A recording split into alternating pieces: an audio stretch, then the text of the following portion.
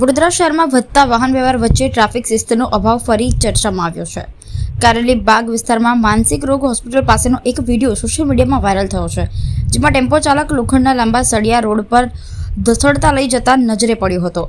સળિયા જમીન સાથે અથડાતા ચિંગારીઓ ઉડી રહી હતી અને કોઈપણ ક્ષણે ગંભીર અકસ્માત સર્જાય તેવી સ્થિતિ હતી.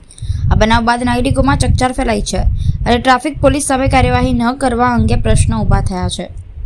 લોકોએ તંત્રને કડક અમલીકરણ સાથે સાથે જાગૃતિ અભિયાન મજબૂત બનાવવાની માંગ કરી છે. શહેરવાસીઓનું માનવું છે કે સલામત ટ્રાફિક માટે તંત્ર અને નાગરિકો બંને પોતાની જવાબદારી નિભાવવી જરૂરી છે. શહેરમાં આ વચ્ચે જોખમી ડ્રાઇવિંગનો એક તાજો બનાવ સામે આવતા ફરી ચર્ચા જાગી છે.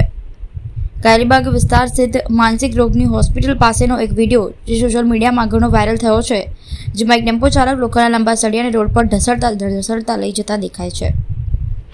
શહેરવાસીઓનું માનવું છે કે જો તંત્ર ખરેખર પરિવર્તન ઈચ્છે છે તો દંડના આધારે નહીં, પરંતુ જાગૃતિ, શિસ્ત અને કડક અમલીકરણના સંયોજનથી જ ટ્રાફિક વ્યવસ્થા સુધારી શકે.